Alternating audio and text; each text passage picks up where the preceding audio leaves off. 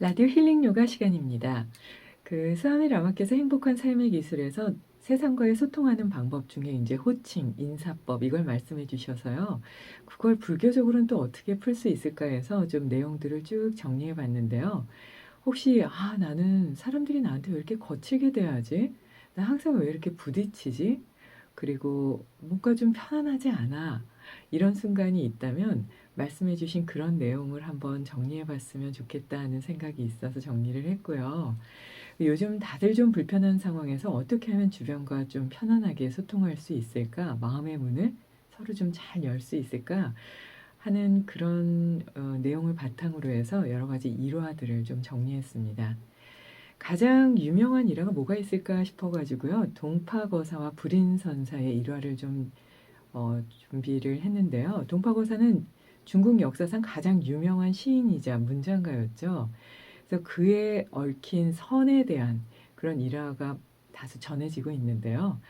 이제 그 일생 동안 그는 선사들과 빈번하게 이렇게 교류를 했다고 합니다. 그중에서 가장 마음이 잘 통했다 했던 분이 고승이었던 불인선사였는데요. 이제 그 불인선사와 만나서 이제 차를 마시고 얘기를 하고 자주 왕래를 하면서 있었던 일이라고 합니다. 네, 동파거사가 어느 날 금산사에서 같이 좌선을 하고 있던 불인선사에게 이렇게 여쭙다고 해요. 선사님, 제가 앉은 자세가 어떻습니까? 그러자 선사께서 대답하셨다고 합니다. 그 위엄이 부처님 같습니다. 그러면서 너무 기뻐한 거사가 선사에게 다시 물었다고 해요. 어, 거사님, 그럼 내가 앉은 자세는 어떻습니까? 그랬더니 거사가 이렇게 대답했대요. 한무더기 소똥 같습니다. 라고요. 그리고 나서는 동파거사가요. 와, 내가 그 거대하다는 그 대단한 불인선사를 오늘 한 방 먹였다 이러면서 스님을 그 유명하셨으니까 유명한 스님 이겼다고 막 자랑하고 다녔대요. 그랬더니 불심이 깊고 안목이 아주 높았던 여동생 소소매라고 유명하죠, 이분도요. 그분이 이렇게 얘기하셨대요. 그게 이긴 거라고 생각합니까? 라고 얘기하면서 선사님은 모든 대상이 부처님 같기 때문에 부처님으로 보인다라고 말씀하신 거고 오라버니의 마음에는 소똥으로 가득 차 있었기 때문에 선사님처럼 대단한 분들 소똥으로 본 것입니다. 라고요. 와, 여동생이 대단하죠. 그래서 그 동파거사가 여동생의 말을 듣고 크게 스스로에게 실망하면서요. 더 발심해서 열심히 공부했다고 하는데요. 이거는 태조 이성계와 무학대사의 유명한 문답에도 있지요. 그래서 이성계가 무학대사께 꼭 돼지 같습니다. 라고 얘기하자 무학대사는 임금님께서는 꼭 부처님처럼 보이십니다. 라고 얘기해서 아니 내가 돼지라고 했는데 어찌 나를 부처라고 하십니까? 라고 얘기하자 아주 유명하죠. 돼지 눈에는 돼지만 보이고 부처님 눈에는 부처님만 보이기 때문입니다. 사물은 본래 눈으로 보는 것보다는 마음으로 보는 것이 참되고 진실성이 있습니다. 돼지 마음으로 보면 모두가 돼지 같고 부처님 마음으로 보면 모두가 부처님 같습니다. 라고 했다고 해요. 그러니까 내가 상대방에게 어떻게 대화를 풀고 있는가 또는 그를 어떻게 부르고 그에게 어떤 의미를 두는가는 내 삶에서 세상을 보는 내 마음의 거울이잖아요. 혹시 아내분을 혹시 남편분을 어떻게 부르시나요? 야! 어이! 저기 이렇게 부르면 안 된다 그러죠? 그래서 그 말 한마디가 이미 상대방의 문을, 마음의 문을 닫게 하고 나 자신을 비하시키기 때문에 소똥에다가 소똥을 더 던진다고 해서 사람들이 미안해하진 않잖아요. 소똥 같은 말을 막 던지게 되고요. 나는 당신이 부처님 같아 보여요. 라고 하는데 거기에다 소똥을 던질 수는 없잖아요. 절을 하게 되지요. 그래서 주변의 사람들과 뭔가 좀 이렇게 소통이 원활하지 않을 때 사람들이 나를 왜 이렇게 비웃지? 밀어내지? 나는 열심히 잘하는데? 이럴 때 지금 말씀드린 이 두 가지 일화를 삶에 한번 비춰보는 것도 좋은 방법이 아닐까 싶고요.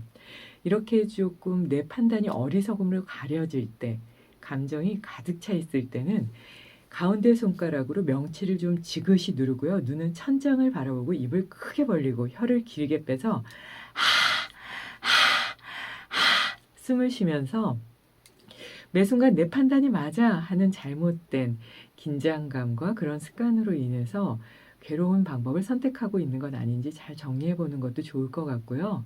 오체투지를 하면서 완전히 이마를 바닥에 내리고 온몸을 내려서 겸허한 마음으로 모든 살아있는 생명체에게 사랑의 마음과 존경의 마음, 존중의 마음을 보낸다면 그동안 잘못했던 나의 습관들을 한 번의 진실한 참회는 모두 다 지울 수 있다고 하죠. 그래서 살인자도 깨달을 수 있다고 하잖아요. 아, 나에게도 좋은 마음이 있는데 내가 단지 아주 작은 잘못된 습관 때문에 나도 주변도 괴롭게 했었지. 그걸 지우겠다 생각하면서 완전히 엎드리는 그런 오체투지를 좀 여러 번 해보시는 것도 도움이 될 수 있다고 보니까요. 혹시 필요하신 분들은 반복해 보셔도 좋겠습니다. 이에 대한 내용을 명상음악과 함께 정리해 봤습니다.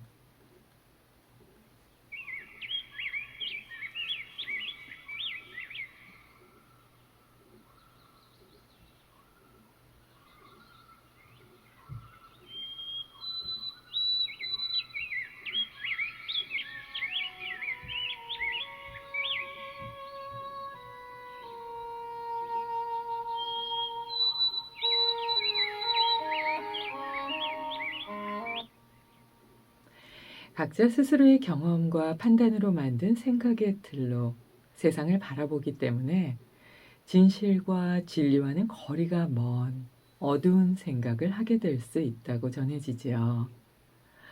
이런 일화는 인도나 한국이나 그 외의 많은 나라에서도 전해집니다. 인도에서 있었던 일입니다. 인도의 왕이 세상에서 가장 악한 사람과 세상에서 가장 선한 사람을 찾아서 악한 사람에게는 착한 사람을 한 명 찾아오게 하고 선한 사람에게는 악한 사람을 찾아오게 했습니다. 그리고 명령을 이행하면 무엇이든 이루어 주겠다고 했습니다. 하지만 전 지역을 샅샅이 찾아봤지만 악한 사람은 세상에는 믿을 사람이 없습니다. 어찌 착한 사람이 존재하겠습니까? 라고 했고요. 선한 사람은 세상에는 아무리 찾아보아도 나쁜 사람이 단 한 명도 없었습니다.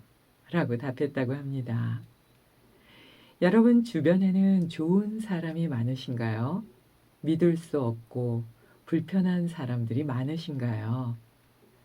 고요한 복식 호흡과 함께 스스로의 내면 그릇에 담긴 판단과 감정을 하나하나 점검해 보면서 누군가를 미워하고 원망하며 믿을 수 없다는 생각으로 만든 괴로운 그리고 힘든 부분이 있다면 생각으로 깨끗이 지워보시면 어떨까 합니다.